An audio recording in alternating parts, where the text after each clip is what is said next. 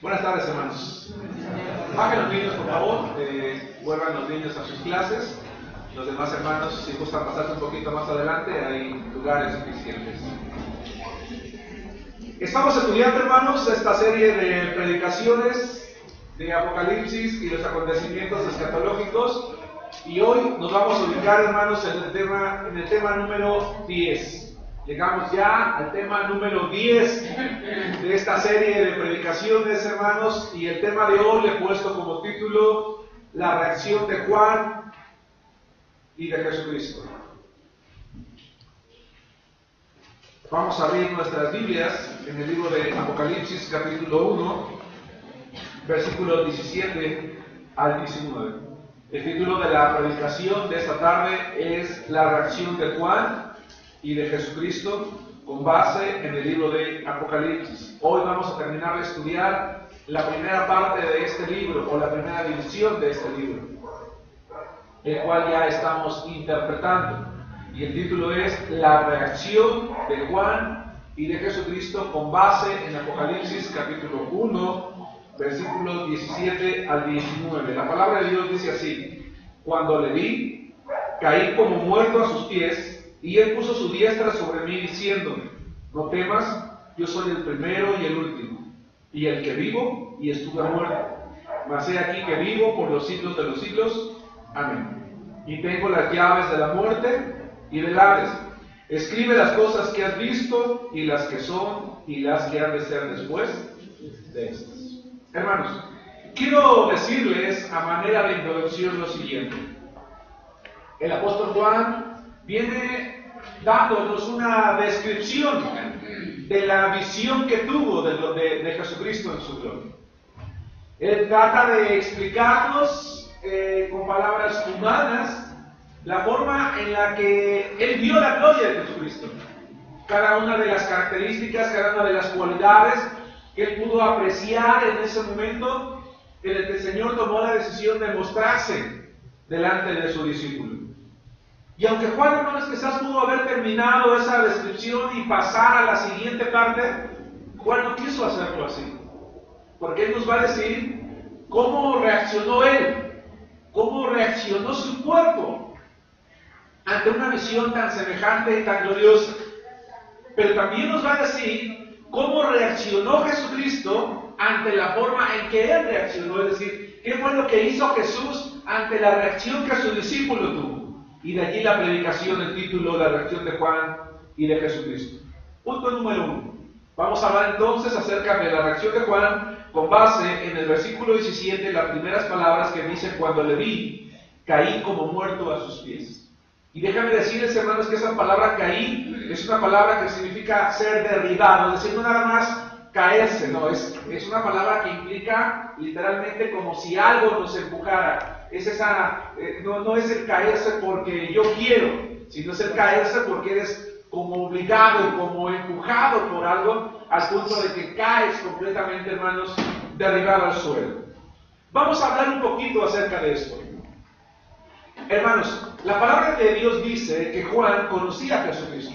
El apóstol Juan conoció a Jesús en persona.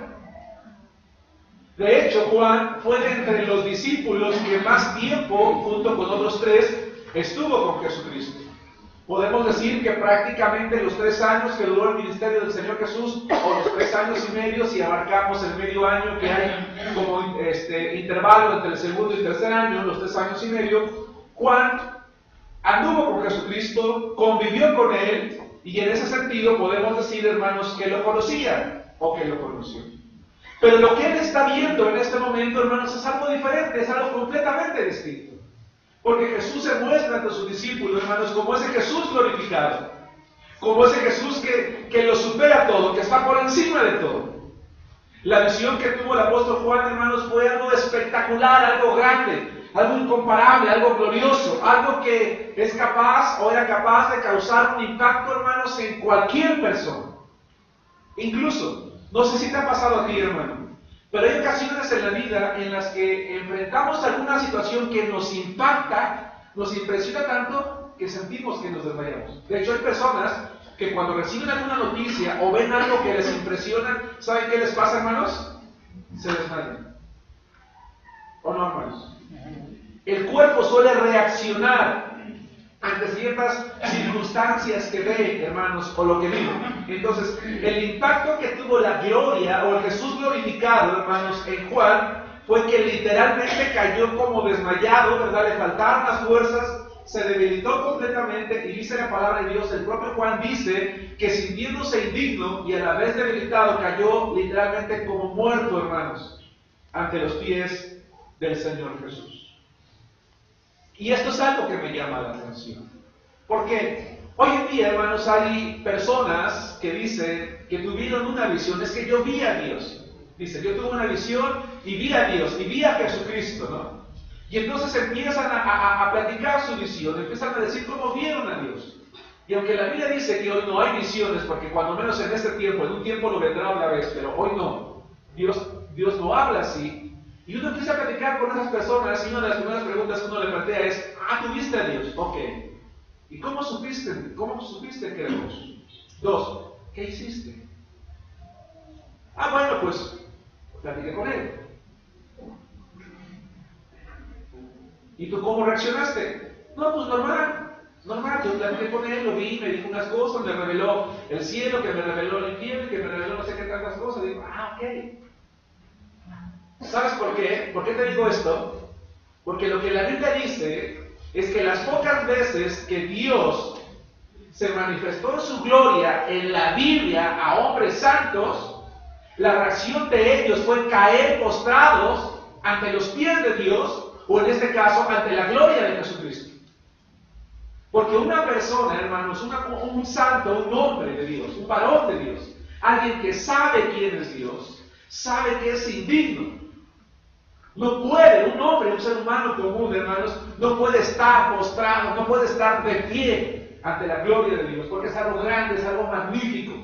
Y su corazón le lleva naturalmente a hacer algo. ¿Saben qué es, hermanos?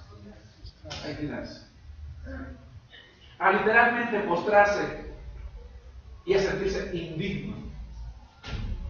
Y entonces el impacto fue tan grande que el cuerpo de Juan también reacciona, se desmaya, ¿verdad? Cae ahí como debilitado, pero a la vez también lo que vamos a ver, hermanos, lo que entendemos es que Juan queda postrado porque dice, estoy viendo la gloria de Cristo, yo no puedo estar así. Quiero que veamos, hermanos, que la reacción de Juan es la reacción que tuvieron prácticamente los hombres de Dios, que tuvieron esa misma visión, que no puede ser la visión que hoy hombres dicen tener, hermanos. Quiero que vayamos y que veamos varios ejemplos. Me interesa que esto quede claro. Vamos a ver 5 ejemplos en la Biblia, y primero que nada vamos a hablar del patriarca Abraham. Las citas están allí, Génesis capítulo 17, versículos 1 al 3. Hoy el Señor, de acuerdo al libro de Hebreos, ha hablado ya por su Hijo. Antiguamente hablaba por los profetas, después habló por su Hijo, y ahora nos habla por la palabra. Hermanos, hoy todas esas personas que dicen tener visiones, sueños o revelaciones, cuando nosotros examinamos esas cosas a la luz de la Biblia, no podemos aprobarlas, no podemos estar de acuerdo con ellas. Lo que sí veo yo aquí es que el impacto de la gloria del Señor fue tan grande que Juan, hermanos, pierde las fuerzas y se queda postrado allí. De hecho, tiene temor. Lo vamos a ver más adelante. Dice Génesis 17, del 1 al 3, era Abraham de 99 años, cuando le apareció Jehová y le dijo, yo soy el Dios Todopoderoso, anda delante de mí y sé perfecto, y pondré mi pacto entre mí y ti, y te multiplicaré en gran manera. Entonces Abraham se postró sobre su rostro, y Dios habló con él. Abraham, sabiendo que está delante de la presencia del Señor, dice, se postra.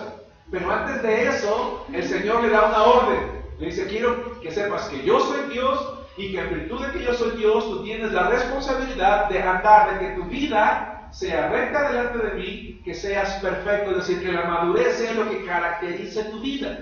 ¿Sí me explico? Y entonces Abraham dice que cae postrado. 2. Moisés, Éxodo capítulo 3, versículo 6. Éxodo capítulo 3, versículo 6. Dice así la palabra de Dios. Y dijo, yo soy el Dios de tu padre, Dios de Abraham. Vean cómo le menciona al patriarca, Dios de Isaac y Dios de Jacob. Entonces Moisés cubrió su rostro porque tuvo miedo de mirar a Dios.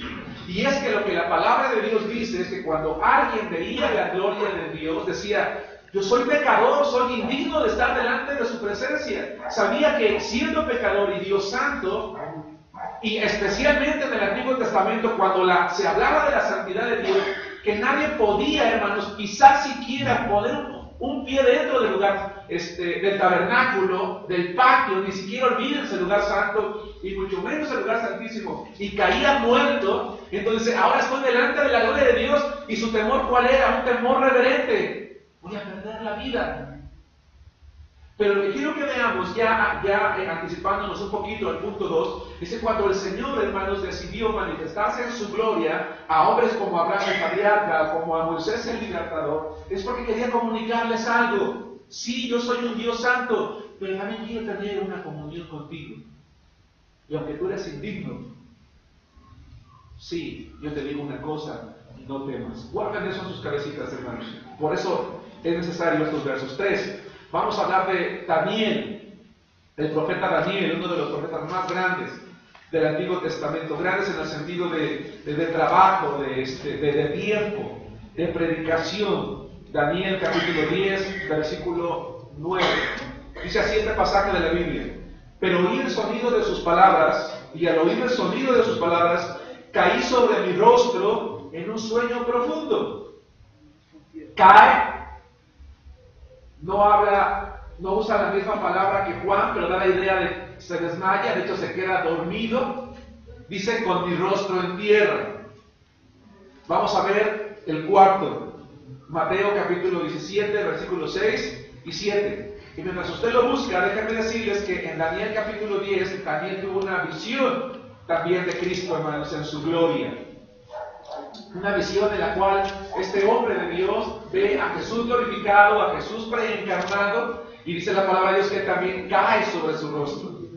Y es así como queda en un sueño profundo, como va a recibir las revelaciones que están escritas allí, o algunas de las que están en ese libro. Dice el 4, los apóstoles Pedro, Jacobo y Juan, en Mateo 17. Al oír esto los discípulos se postraron sobre sus rostros, ¿y qué dice? Tuvieron gran temor. Entonces Jesús se acercó, los tocó y dijo: levantaos y no temáis. Es el monte de la transfiguración, hermanos, cuando el Señor se lleva a Pedro, Jacobo y Juan. ¿Se acuerdan ustedes? Se transforma, les da una pequeña muestra, hermanos. El Señor Jesús decide darle a estos discípulos cercanos a Él una pequeña muestra de su gloria. Y dice la Biblia que ellos se impresionan tantos que caen sobre sus rostros y tienen temor. Ese temor reverente del cual hablábamos hace un momento. Vamos a ver 5, vamos a hablar de Pablo en Hechos capítulo 9, versículos 3 y 4. ¿Cuál fue la reacción de Juan? Una reacción en la que se debilitó, cayó derrumbado a los pies del Señor con un temor reverente, porque lo que veía era grande, era magnífico. Sabía que él, a pesar del trabajo que había hecho, a pesar de quién era, a pesar de haber sido un hombre fiel, él era indigno de estar delante de la presencia del Señor, y se queda así. Vamos a ver Hechos 9, de 3 al 4. Mas yendo por el camino, aconteció que al llegar cerca de Damasco, repentinamente le rodeó un resplandor de luz del cielo, y cayendo, esa palabra cayendo es la misma que usa Juan, dice, siendo derribado en tierra, oyó una voz que le decía: Saulo, Saulo, ¿por qué me persigues? Dice Pablo, vio un resplandor, y esa palabra da la idea de relampaguear por todo alrededor. Él ve esa gloria tan grande, tan prominente. Vimos de hecho un pasaje la semana pasada, dice: más fuerte que el sol al mediodía, y cae derrumbado. También, y reconociendo, ¿verdad?, que no podía hacer cualquier cosa, le habla y dice: Señor, Señor, ¿qué quieres que yo haga? Y entonces la historia, ustedes la conocen. ¿Por qué quise, hermanos, que tomáramos todos estos ejemplos para completar la idea de lo que Juan hace? Damos atención a esto. Hermanos, estar delante de la gloria de Dios es algo que nadie puede hacer. Es algo ante lo cual nadie puede estar sin un temor reverente y un sentimiento de indignidad, porque se trata de Dios. Y entonces yo quiero hacerte una pregunta, hermano. o quiero que te plantees una pregunta. Si los santos hombres de Dios, cuando vieron la gloria de Dios, o la gloria de Jesucristo reencarnado, o la gloria del Jesucristo glorificado en el caso de Juan, cayeron postrados en señal de humildad, en un sentimiento, hermanos, de dignidad y de temor por estar delante de la gloria de Dios, ¿cómo serán impactados un día todos aquellos hombres, hermanos, que han rechazado a Jesucristo? ¿Cómo serán impactados todas aquellas personas que han negado la existencia de Cristo, que han negado la deidad de Cristo? Pienso en los ateos, hermanos. Pienso en los gnósticos. Pienso en los testigos de Jehová.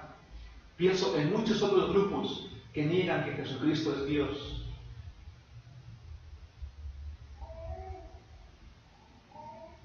¿Cómo serán impactados e impresionados? ¿Cuál será el temor cuando estén delante de la gloria de Dios y delante de la gloria de Cristo y comprueben que es la verdad? Comprueben que realmente Jesús es Dios. Comprenden que realmente Él había dejado su gloria, vino al mundo, pero volvió y es Dios y es el juez. ¿Qué va a pasar con esas personas? Y esto me hace pensar, hermanos, en la necesidad de predicar de este Jesús glorificado, de la obra de Él. Porque es mejor, hermanos, caer postrado en un temor reverente. Y como vamos a ver en la segunda parte de la reacción de Jesucristo, esperar esa reacción para con nosotros, que la que tendrá, hermanos, un impío, alguien que ha negado, hermanos, la deidad de Cristo. Pero también esto es para ti, hermano. Porque si estos santos hombres de Dios cayeron postrados ante la gloria de Jesucristo, con un temor, con un miedo, ¿verdad?, ante la majestad de Cristo Jesús, ¿qué va a pasar contigo o conmigo si la vida que estamos llevando no es una vida santa? ¿Sí me explico? Si no es una vida de obediencia, si no es una vida de integridad. Hoy tú y yo podemos estar muy tranquilos en esta banca, o yo aquí predicando, y podemos estar como si nada, nadie nos cuestiona, nadie nos pregunta, nadie nos ve, nadie hace nada. Y si alguien se atreve a decir, le voy a decir que qué le importa. Pero un día tú y yo vamos a estar ante la majestad de Cristo, ante su gloria. Y si estos santos hombres de Dios, hermanos, se sintieron indignos y cayeron postrados y tuvieron un temor reverente que embargó sus cuerpos al punto de que les faltaron las fuerzas, ¿qué va a pasar con nosotros, hermanos? ¿Cómo nos pararemos delante de Él? Aún estando postrados, no será suficiente, hermanos. Por eso es que creo yo que Juan, hermanos, antes de cerrar la descripción gloriosa de Jesucristo, nos dice qué fue lo que pasó con Él, para que nos haga pensar también nosotros qué es lo que pasará, hermanos, con nosotros. Porque saben, aunque lo vamos a ver en esta serie de Apocalipsis y los acontecimientos escatológicos, cómo estaremos delante de la presencia de Dios, muchas veces nos imaginamos, y me voy a morir y voy a ir ante la presencia de Dios y voy a ver la gloria de Cristo y voy a estar con Él, voy a estar gozoso y voy a estar contento. Sí, hermano, sí, perdón. Sí, porque allí vamos a ir. No, porque ¿con qué cara vamos a ver a Dios, hermanos? ¿Algún día le has fallado a alguien y no te atreves ni siquiera ir a buscarlo porque no tenemos cara para pararnos frente a ellos, hermanos?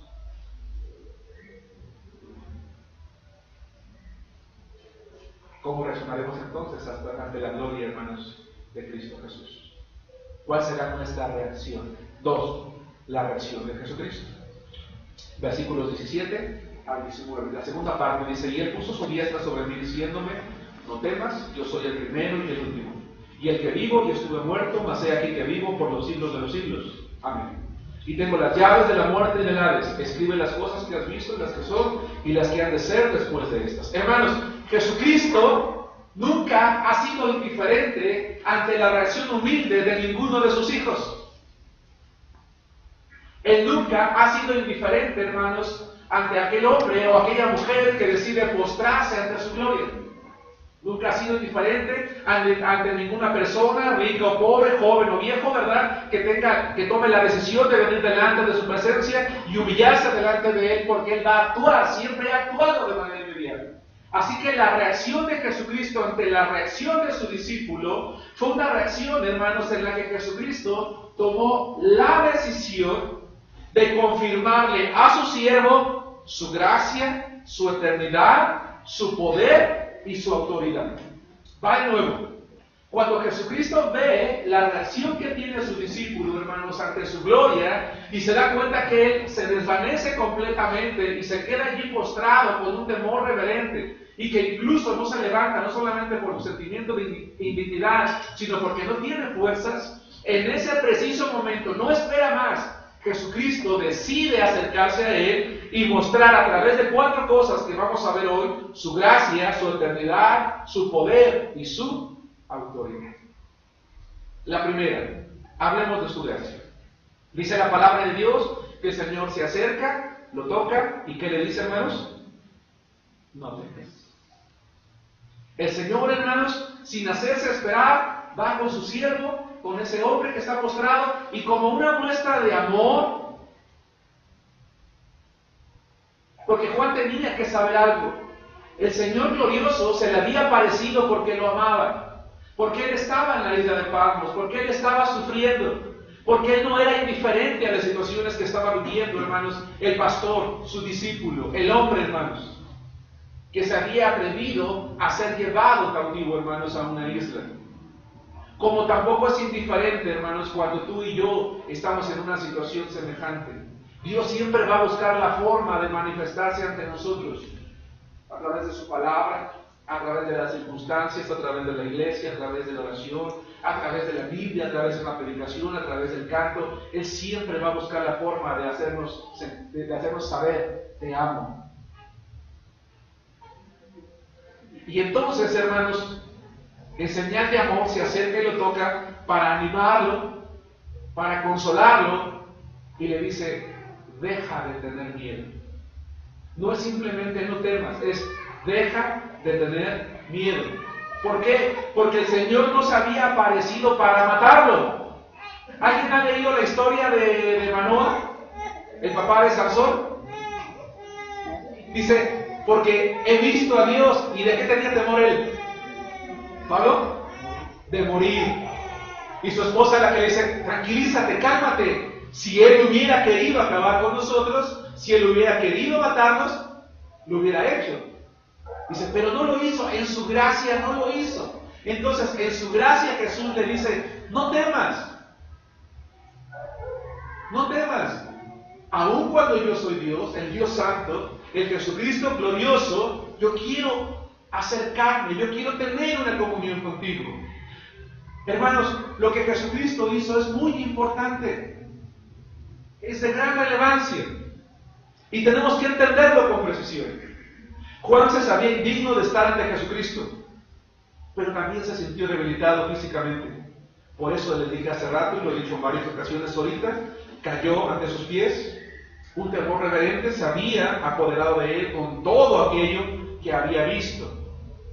Pero cuando le faltaron las fuerzas, dice la palabra de Dios que solo bastó que Jesucristo se acercara y lo tocara para que él tuviera fuerzas para ponerse de pie y poder seguir recibiendo las visiones o las revelaciones que el Señor le estaba dando. ¿Qué significa esto? Significa que cuando Jesús se acerca, hermanos, con Juan, no solamente lo toca. Yo puedo acercarme con el hermano Israel, que es el hermano que está más cerca aquí del púlpito, hermanos, y tocarlo. A lo mejor se siente mal y le digo, pues ánimo, Israel, echar ganas, ¿no? Pero yo no puedo hacer nada con él. Si lo toco, no pasa nada en él, ¿sí me explicó? No se siente mejor, no se va a sentir más fuerte, no se va a sentir contento, no se van a cambiar sus pensamientos. Yo no puedo hacer eso. Pero Jesús se acerca, hermanos, y al tocar a sus discípulos, le transmitió la fuerza, la fortaleza que su cuerpo necesitaba para poder seguir enfrentando, hermanos, no solamente ese momento, sino la fuerza que necesitaba para seguir recibiendo, hermanos, las demás revelaciones. Cuando Jesús se acerca con su discípulo, lo hace para que él recuerde algo. Le dice, ya no temas, ya no sigas temiendo. Le hace para recordarle que, le dice eso para recordarle que Jesús podía con él hacer en ese momento algo que había hecho en el pasado. Quiero que vayan conmigo a dos citas bíblicas. La primera está en Mateo capítulo 14, versículo 27, y la siguiente allí mismo, pero en el capítulo 17, versículo 7. Al tocar a Juan, hermanos, Jesucristo le transmitió la fuerza necesaria para hacer frente al futuro, y le recordó algo que ya había escuchado otras veces y que en ese momento podía seguir siendo cierto. Podía estar confiado. Dice, pero enseguida Jesús les habló diciendo, tened ánimo, yo soy. ¿Qué dice? No temáis. No temáis. Hermanos, dice la palabra de Dios que los discípulos se adelantan a una orden del Señor Jesucristo, están remando en el mar de Galilea. Cuando han remado aproximadamente entre 3 y 5 kilómetros, viene una tormenta muy fuerte. Los discípulos sentían que se iban a morir allí en medio del mar. Jesucristo camina desde la orilla y cuando llega delante de ellos lo ven, se espantan, tienen temor, piensan que es un fantasma, y entonces el Señor les dice, yo soy, no temáis. Es decir, lo que Jesucristo les está diciendo es, aún en medio de esta tormenta, ustedes pueden estar tranquilos porque yo estoy con ustedes. No teman. Yo estoy con ustedes para que ustedes puedan llegar hasta el final, para que puedan llegar hasta la otra orilla. Sí están en medio de esta situación, pero yo les voy a dar el ánimo, las fuerzas que ustedes necesitan. Juan podía estar confiado, hermanos, de que Jesucristo estaba con él para fortalecerlo en cualquier momento. ¿Sí me explico? Y sin duda, un hombre como Juan, hermanos, un anciano de hecho, decíamos la ocasión pasada, 80, 100 años aproximadamente de edad, ante las circunstancias que estaba viviendo, en cierta forma es entendible que le hayan faltado las fuerzas. Pero no fue por la edad, fue por las circunstancias, fue por la gloria del Señor. Y el Señor le dice, yo estoy contigo. Dice el capítulo 17, versículo 7. ¿Por qué le dice no temas?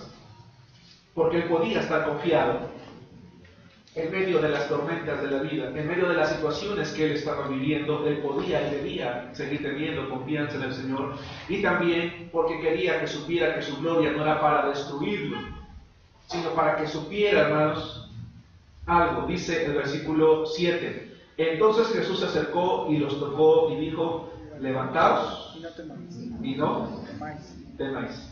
Es aquel momento cuando está en el monte de la transfiguración. Ven a Jesús glorificado, se postran y tienen miedo.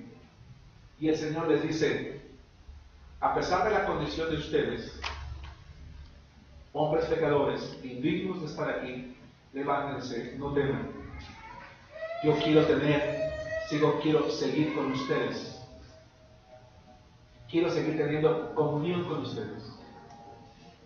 Y aun cuando cada uno de los que estamos aquí, sin excepción de nadie, empezando por mí, hermanos, somos indignos de estar en comunión con Cristo, Él, sin embargo, está cerca de nosotros siempre.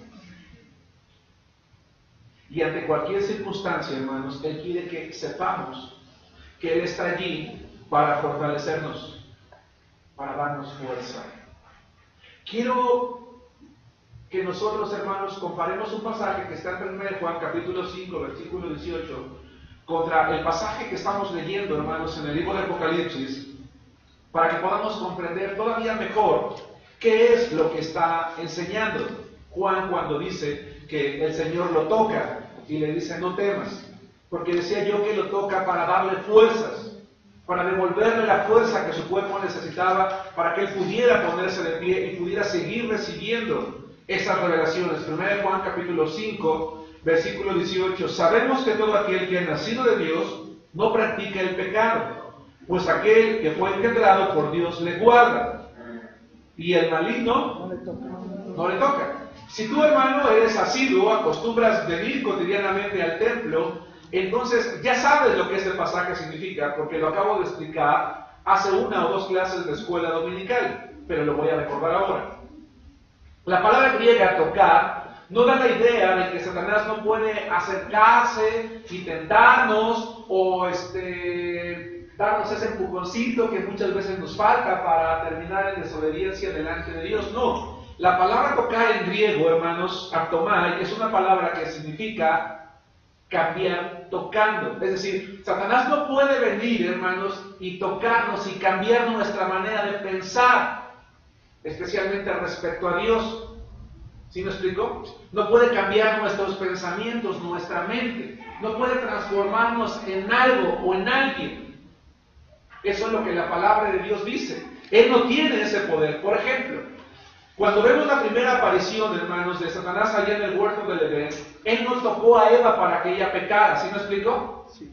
No. La engañó, la incitó, y al final de cuentas, quien tomó la decisión de hacerlo, ¿quién fue? Fue ella. Y luego fue chillando con Adán y lo convenció con sus lágrimas, porque en hebreo eso es lo que significa, pues le chilló para que él también comiera. Pero fue decisión también de él. Él no tiene el poder de tocar y de transformar, pero Jesucristo, que es Dios, tiene el poder de tocar a sus hijos y de darle la fortaleza, hermanos, que ellos necesitan, que nosotros necesitamos. Con solo hacerlo, puede renovar las fuerzas, sin importar, hermanos, las circunstancias de la vida. No estoy diciendo que el cristiano tiene que orar a Dios y decirle, Señor, y tócame para yo sentir tu fuerza, como hoy en día oran en muchos lugares. No. La idea es que así como Él tocó a su siervo para renovar sus fuerzas, Él está con nosotros, y si nosotros nos postramos ante Él, hermanos, en señal de reconocer que Él es nuestro Salvador y Él es Dios, Él va a renovar nuestras fuerzas. Así que cuando como hijos de Dios, hermanos, nos sentimos debilitados por las circunstancias, todo lo que necesitamos hacer para tener fuerzas es ir con Dios. Por eso el libro de los Efesios dice, fortaleceos en el Señor y en el poder de su fuerza. Es esa misma fuerza, ese es el mismo poder que usó Jesús cuando sanó. Por ejemplo, escucha esto. Sucedió que estando él en una de las ciudades, se presentó un hombre lleno de lepra, el cual viendo a Jesús se postró con el rostro en tierra y le rogó diciendo, Señor, si quieres, puedes limpiarme. Entonces, extendiendo él la mano, le tocó, diciendo, quiero ser limpio. Y al instante la lepra se fue de él. Hermanos, fue la gracia de Cristo la que le hizo acercarse con este hombre leproso, indigno de acuerdo a la ley, porque podía contaminar ceremonialmente a aquellos a los que se acercaran. Pero Jesús en su gracia se acerca, hermanos, y lo toca, en contra de lo que cualquiera hubiera hecho, en contra de lo que los líderes religiosos mandaban. Y no solamente lo toca, hermanos, en señal de amor y de aliento y de fortaleza, sino que tocar a este hombre no solamente le hizo renovar sus fuerzas, sino que le hizo ser sanado en ese mismo instante. ¿Sí se dan cuenta, hermanos? Sí. Es decir, estamos hablando del poder de Cristo, que por gracia usa para sus hijos, que aun cuando somos indignos, y sin embargo Él quiere estar con nosotros, porque quiere tener comunión con nosotros. Y quiere que sepamos, hermanos, que nosotros podemos recibir esa misma gracia de parte de Él. La segunda cosa, hermanos, que el Señor le presenta a Juan, o le afirma a Juan, es su eternidad. Notemos lo que dice el versículo 17 en su segunda parte, hermanos, hasta el versículo 18. Estamos en Apocalipsis capítulo 1, versículos 17. Dice, no temas, yo soy el primero y el último, y el que vivo y estuve muerto, mas he aquí que vivo por los siglos de los siglos. Amén. Para, hermanos, reforzar la idea, acompáñenme al libro de Isaías, capítulo 41, versículos 4 y 6. Y quiero que observemos que cuando Jesucristo se acerca con su discípulo, hermanos, y le renueva sus fuerzas, le muestra su gracia al decirle, no me ha aparecido aquí para matarte, tú puedes estar aquí delante de mi presencia, yo te voy a renovar las fuerzas, yo tengo el poder para hacerlo. Le va a decir algo, se va a aplicar a sí mismo, Jesucristo se va a aplicar a sí mismo, hermanos, un atributo que le pertenece únicamente a Dios. se va a aplicar a sí mismo un atributo que le pertenece únicamente a Dios, que es la eternidad. Dice Isaías 41:4, ¿quién hizo y realizó esto? ¿Quién llama a las generaciones desde el principio? Yo Jehová, el primero, y yo mismo con los postreros. Otra la idea, yo el primero y yo el último. Quiero que vayamos al versículo 6. Así dice Jehová, Rey de Israel y su Redentor, Jehová de los ejércitos, yo soy el primero, dice Dios, y yo soy el postrero, y quiero que observen lo que dice la última parte del versículo de Isaías, hermanos. ¿Sí se dan cuenta? Y fuera de mí, ¿qué dice? No hay Dios. Hermanos, los cristianos no creemos en tres dioses. Eso es antibíblico. Creemos que Dios es Dios, Dios el Padre es Dios. Él vino al mundo, se humanó en la persona de Jesucristo. Por eso es que Jesucristo es Dios, no es otro Dios distinto. Y su Espíritu que mora con nosotros es el Espíritu de Dios. Él es Dios. Por eso lo que Jesús le está diciendo a su discípulo es: esto que tú has visto, esta gloria que has observado, esta majestad, esta autoridad, esto es producto de algo. ¿De qué? De su divinidad. Lo que le está diciendo es: yo soy Dios. Puedes estar confiado. Puedes estar tranquilo. Pero no solamente le está diciendo eso. Cuando Jesús le dice: yo soy el primero, yo soy el último, yo soy el primero, yo soy el postrero, lo que él está diciendo es: yo soy el principio y el final de todo. Yo soy el principio de todo, el consumador de todo y el vencedor de todo. El vencedor absoluto. Y le dice algo más. Dice: soy el que vivo, estuve muerto, pero vivo para siempre. Le está recordando su obra. Yo soy el que vive por siempre. Vivo para siempre. Aunque estuvo muerto porque dio su vida por el mundo, Él vive para siempre, vive por los siglos de los siglos. Y la vida que tiene Él es la vida que Juan, hermanos, había recibido. Por eso es que la tercera cosa que le va a confirmar, hermanos, no solamente es que Jesús es el principio y el final de todo, es decir, lo primero que el hombre debiera de buscar en la vida con afán es a Cristo. Y lo último que el hombre debiera de buscar en la vida con afán es a Cristo.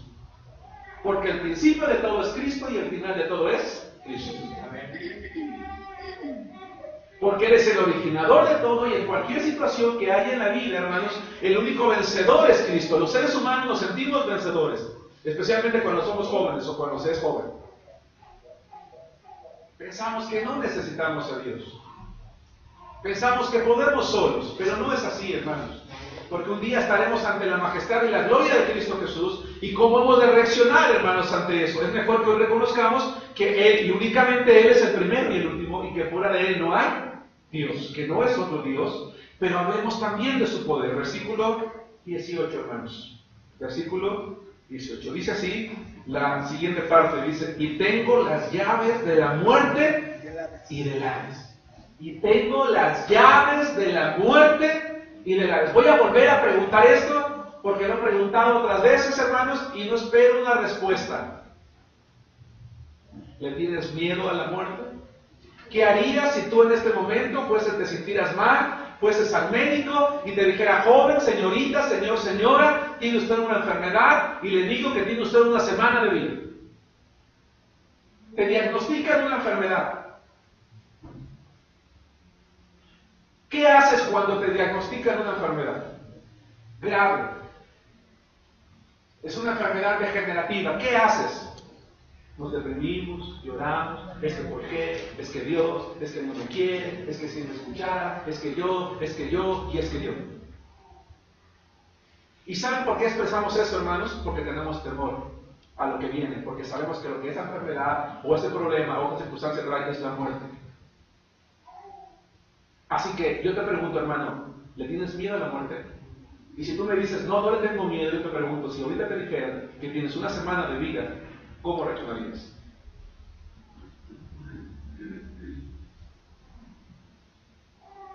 Porque lo que Jesucristo le está diciendo a este hombre es, hermanos, la gente, los hermanos de Asia estaban muriendo. En este momento que Juan está recibiendo la revelación de Jesucristo, él no lo sabía. Al año siguiente, hermanos, el emperador Domiciano se muere y el emperador que le sucede se da cuenta que Domiciano, su antecesor, había hecho muchas cosas injustas, entre ellas mandar a Juan a la isla de Patmos y lo saca y lo regresa, y por eso es que Juan puede volver a las iglesias de Asia y probablemente allí terminar el libro que posiblemente empezó en la isla la semana pasada. Y yo me preguntaba a Germán en qué tiempo escribió el libro. No lo sé, pero yo he recibido un tiempo muy corto. Pero en este momento Juan no sabía, no atinaba a saber cuánto iba a volver. Quizás le esperaba también la muerte, hermanos, en esa isla, y sobre todo porque dicen los historiadores que esa isla se usaba para exponer a los presos allí, hermanos, a trabajos forzados. Juan, después de todo, era un anciano. ¿Sí se acuerdan? ¿Sí nos acordamos, hermanos? Sí. Y entonces Jesús se presenta y le dice, oye, yo no me he mostrado ante ti con mi gloria para matarte, al contrario, es para que tú estés consciente de quién soy, en quién has confiado. Si te toco y te renuevo las fuerzas y me acerco a ti, es para que sepas que mi gracia hace que tú y yo tengamos comunión, porque yo la quiero tener contigo. Quiero que sepas tú y las iglesias, aquellos a quienes tú les vas a escribir estas cartas, que yo, aunque soy Dios, quiero estar en comunión con ellos y estoy al pendiente de ellos. Y así como yo te fortalezco a ti, te amo a ti, te conforto a ti, lo hago también con ellos. Y por eso es que les dice, yo soy el primero y el último, no te preocupes, todo está en mis manos. Por eso Jesús primero le muestra toda su gloria, todo lo que él es, antes de revelar, hermanos, los acontecimientos escatológicos. Porque cuando Juan llega allá, imaginémonos a un hombre, hermanos, con el pecho lleno, sentido, orgulloso. Sabía de quién se trataba, quién le estaba hablando. Y ahora le dice, yo tengo las llaves de la muerte y del Hades. Y entonces Jesús, cuando le dice, tengo las llaves de la muerte, es decir, del suceso y del lugar a donde van los muertos, esperaba que Juan dijera, Señor, gloria a ti, bendito sea, me puedo morir ahorita en paz. Te vuelvo a preguntar, hermano, ¿te tienes miedo a la muerte? Jesús tiene las llaves de la muerte y del Hades. Pero para que comprendamos todavía mejor, vayamos al libro de Hebreos, capítulo 2, versículos 14 y 15. Hermano, anima tu alma y tu corazón. Si tú estás enfrentando una situación que tú crees que es de muerte, hermano, no dejes que Satanás te robe el gozo. Porque te voy a decir una cosa, hermanos. Cuando tú te mueras, vas a ir a la gloria de Dios. Y yo no creo que alguien que esté ante la gloria de Dios, hermanos, esté triste.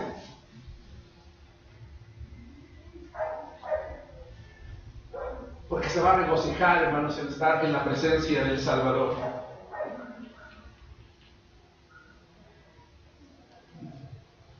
Quiero que veamos, por favor, Hebreos capítulo 2, versículos 14 y 15. Así que, por cuanto los hijos participaron de carne y sangre, él también, es decir, Jesucristo, participó de lo mismo para destruir por medio de la muerte al que tenía el imperio de la muerte. Esto es, al diablo. Y librar a todos los que por el temor de la muerte estaban durante toda la vida sujetos a servidumbre. Hermanos, ¿por qué Satanás le dice a Dios allá en Job, piel por piel? ¿Alguien se acuerda de lo que sigue de ese verso? Por el miedo, porque todo lo dará el hombre por su vida. Todo lo que el hombre tiene, dará por su vida.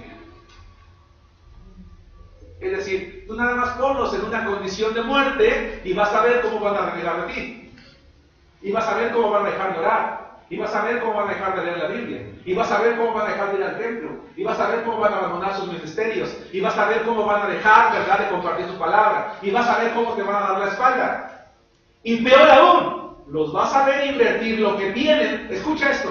Los vas a ver invertir lo que tienen con tal de ir en contra de esa muerte para tener lograr la vida. Incluso, decía Satanás, venir conmigo.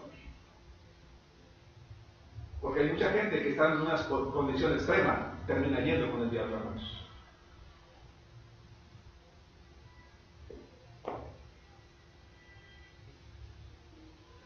Hoy hay una religión, hermanos, que se llama Pare de Sufrir, Iglesia Universal del Reino de Dios, que para mí, hermanos, es como un templo espiritista. Pero está lleno de gente, hermanos. La gente va por multitudes a ese lugar donde les están mintiendo y les están sacando su dinero, porque están recibiendo la rosa de salvación, están tocando la manta santa, el aceite de la unción, el no sé qué de las finanzas y todo ese tipo de tonterías. ¿Y saben por qué está así lleno, hermanos? Porque Satanás le dijo a Dios: todo lo que el hombre tiene dará por su vida. Pero también allí hay cristianos. También allí hay cristianos que dicen creer en Dios, pero que cuando se vieron en una situación de dificultad, comprobaron que Satanás dijo: adiós.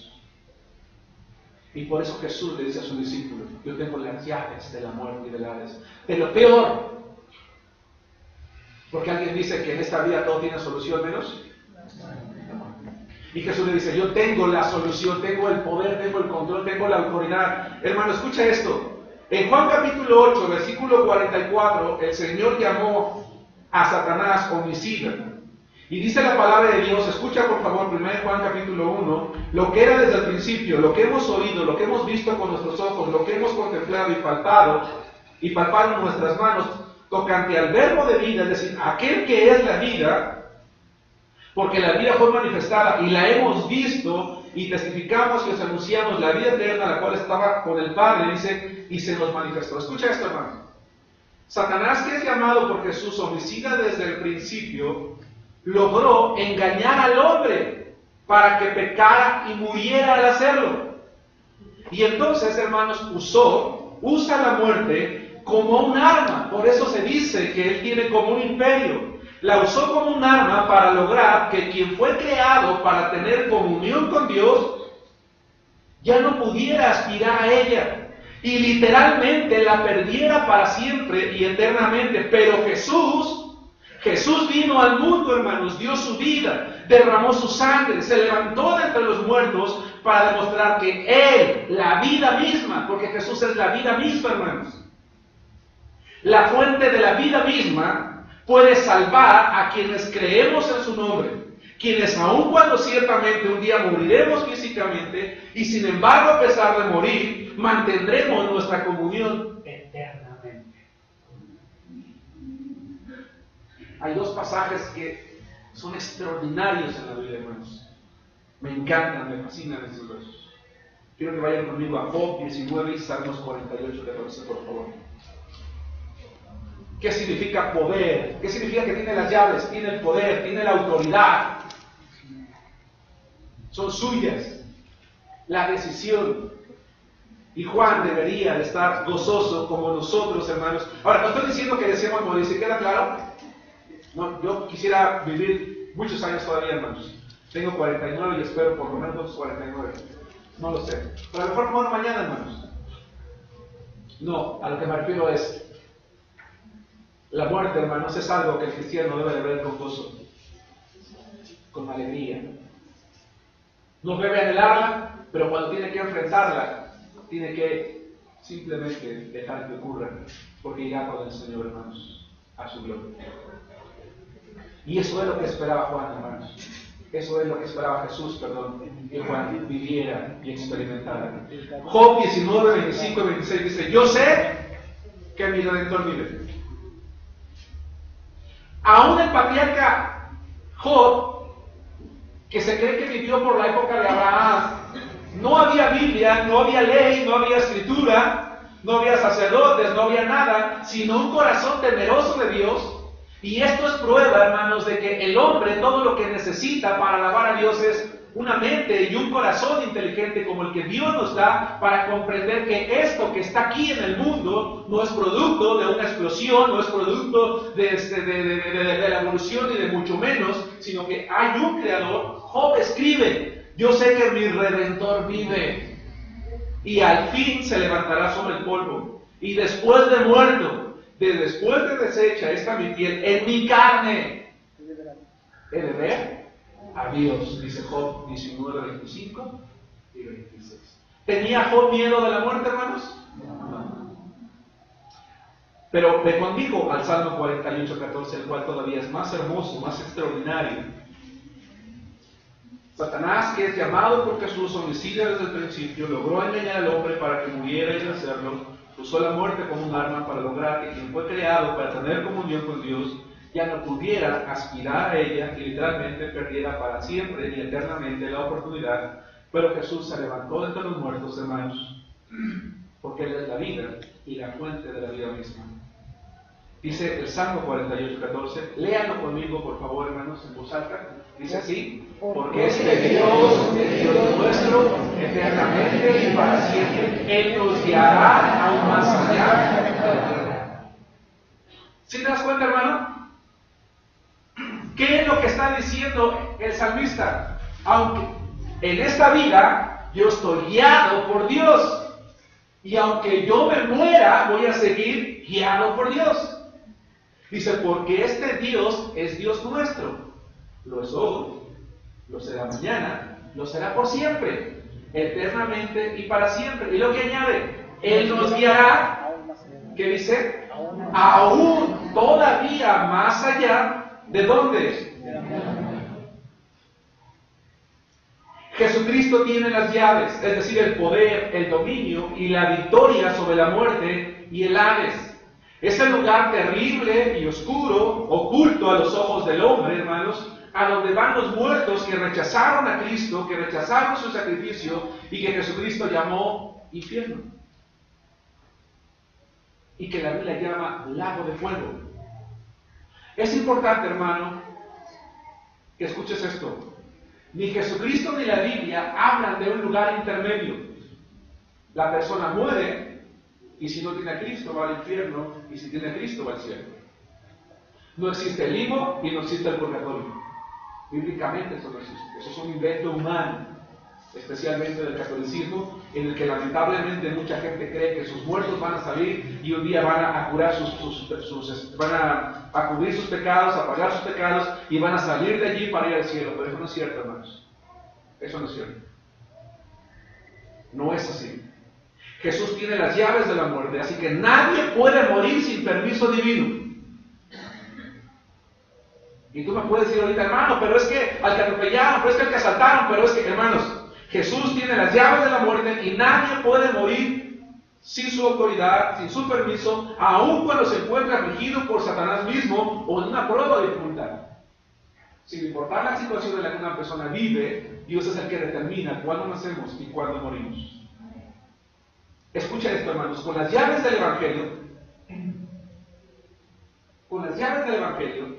en cualquier momento podemos abrir el reino de Dios para cualquier persona que por arrepentimiento y fe cree en Jesucristo. Pero solo Jesucristo puede abrir para alguien la muerte y el infierno. Él sabe quién y cuándo debe de morir. Así como también quién debe y quién no debe de ir a ese lugar de condenación donde el gusano no muere y donde el fuego no puede ser apagado, porque tiene las llaves, tiene la autoridad, tiene el poder. Juan podía sentirse tranquilo, hermanos. Y si hubiese sido necesario que muriese allí, iba a morir con gozo, porque el Señor querido, el Señor de gloria, tenía las llaves, es decir, iba a ir con él, porque en él había puesto su confianza. Podía estar tranquilo porque tiene el poder para fortalecer.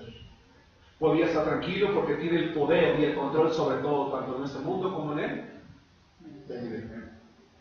El Señor afirmó su gracia al decirle: no he venido a destruirte, aunque eres indigno, yo quiero tener comunión contigo, su eternidad. Yo soy el primero y el último, soy lo primero que debes de buscar, soy lo último por lo cual tú te debes de afanar. Tengo el control, el poder, soy el vencedor absoluto y tengo poder, incluso sobre la muerte misma y sobre ese lugar, el Hades, llamado infierno.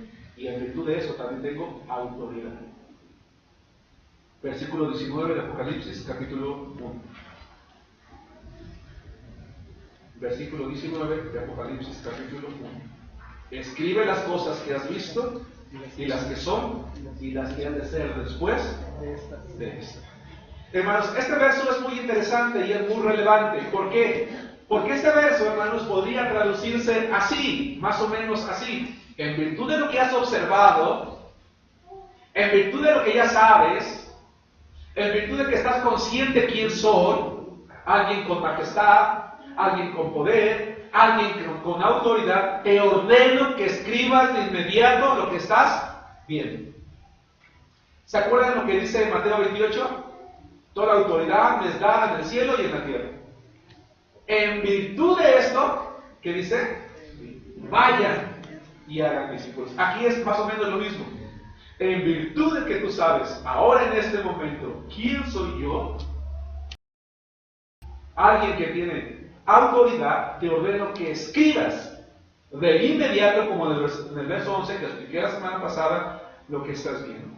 Es interesante, hermanos, que lo que Jesús manda a escribir en el versículo 19 parece como una división hecha por él del libro de Apocalipsis. Si tú me dijeras, hermano, ¿cómo se puede dividir el libro de Apocalipsis? Yo les comenté, hermanos, Apocalipsis es un libro que vamos a estudiar sus 404 versículos, pueden estar seguros de ello. Pero la diferencia, por ejemplo, de los 117 sermones que prediqué de Hechos, que fuimos capítulo por capítulo y versículo por versículo en orden, yo les dije, en este caso no es posible, ¿se acuerdan? Porque los acontecimientos no tienen un orden, hay que ordenarlos con base en el contexto bíblico, pero los vamos a estudiar todos. Pero sí hay una estructura, por lo menos, que nosotros de hecho la vamos a respetar porque tenemos que hacerlo. Y la estructura que Jesucristo le da a su palabra o a su revelación parece estar en el versículo 19. Escribe las cosas que has visto, es decir, ¿qué es lo que había visto Juan hasta ese momento, hermanos? Era algo ya pasado, había visto a Jesús glorificado. Ya estaba allí, como se le mostró en el capítulo 1.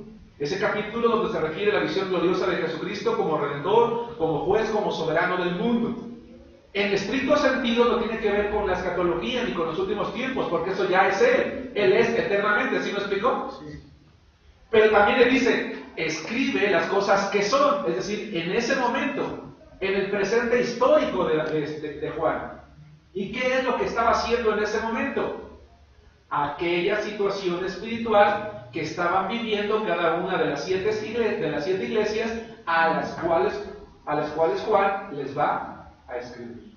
A partir de la próxima semana y durante 7 semanas, durante 7 sermones, vamos a estudiar cada uno de los mensajes para las iglesias de Asia que tenemos que ver como un mensaje solo y que son para ustedes y para mí. Bajo el antecedente de que toda esta manifestación gloriosa de Jesucristo no era para no creyentes, era para nosotros. Para que estuviésemos conscientes como creyentes quién es el Jesús, el Señor, el Dios, ante que un día nosotros vamos a estar dando cuentas de nuestra vida. Y esto se ubica en el capítulo 2, como está indicado, no lo puse ahí, en el capítulo 2 y 3. Así que la primera división podría ser las cosas que has visto, el capítulo 1, las cosas que son, la situación histórica de las iglesias, capítulo 2 y 3, y la tercera división del libro sería el futuro. ¿Cómo se llama esa serie de predicaciones, hermanos? Apocalipsis y los eventos. Apocalipsis y los acontecimientos escatológicos. ¿Dónde Apocalipsis inicia la descripción de los acontecimientos escatológicos? Más adelante. Cuando termina la segunda división, del capítulo 4. Por eso es lo que tiene que ver con el futuro. Por eso dice, y las que han de ser después de esto. ¿Nos damos cuenta? Que pertenecen enteramente al futuro, al cumplimiento literal del día del Señor. ¿Han leído esa frase en la Biblia, hermanos, el día del Señor? ¿Sí? Así es. Son muchas veces. Vamos a estudiar aquí qué es el día del Señor y todo lo que abarca para poder comprenderlo. Esas son las cosas que estamos a punto, a 7 sermones de entrar a los acontecimientos escatológicos, pero necesitamos comprender la situación espiritual de las iglesias, la situación que podría estar teniendo nuestra iglesia, y por eso necesitamos saber lo que Juan dijo, lo que está mencionando, hermanos, en los capítulos que nosotros estamos refiriendo. Permítanme, hermanos, terminar la predicación de esta mañana de la siguiente manera. El apóstol Juan, hermanos, vio a un Jesús glorioso. Vio a un Jesús glorificado. Y cuando vio a Jesucristo glorificado, algo pasó, hermano Luis, ¿me podrías hacer favor de checar? Se faltaba una última diapositiva, por favor. Hermano Juan vio a Jesús glorificado, y cuando lo vio ante su gloria cayó como muerto. La pregunta es, ¿cuál será la reacción de aquellos que negaron a Cristo, hermano, su existencia, su deidad? ¿Cuál será tu reacción y la mía con base en la vida que nosotros estamos llevando? Es importante, hermanos, que nosotros pensemos y reflexionemos en esto. Pensemos que sí, el Señor en su gracia nos ama, nos bendice, pero un día estaremos con Él. ¿Qué es el libro de Apocalipsis? El libro de Apocalipsis, hermanos, es un recordatorio de que Jesucristo es el Señor glorioso y que tiene autoridad sobre la vida y la muerte. Oremos. Padre, gracias te damos, Señor, en esta tarde.